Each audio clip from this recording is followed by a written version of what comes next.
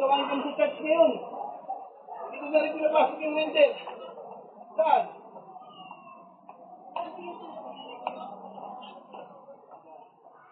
Diba yung kalisa?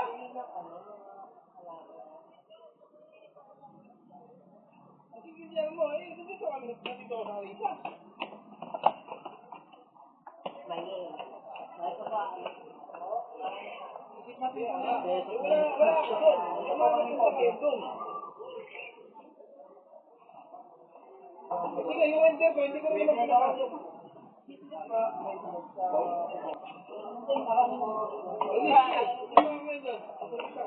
Kukunin ko natin tama-tama. Sige, pumunta ka.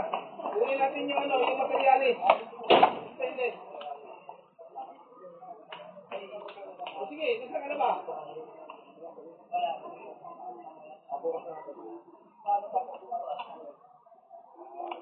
O sige, bumaba ka. Lumakad sa bahay. Ito kang dumaan.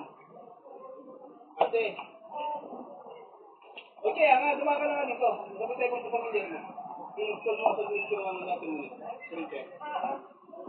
Ban. Oo, dito ulit na diretso sa bahay. Ay, dito. Kaya nga, kaya siguro kayo nalit eh. Palong-palong. Sige, mag-right ka. Kaya ba't gusto mo doon? Wala na po nga. Sige, mag-drive. Sige, mag-ingat ka mag-drive. Mag-drive ka lang muna, huwag ka na tumawag. Safe yan. Oo. Sige na.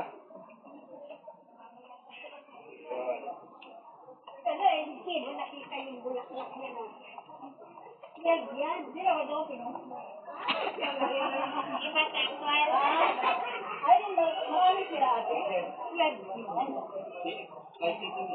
Samorong na ngayon. Samorong daw. Oo, wala. Ate, yan may tayo. Doon eh.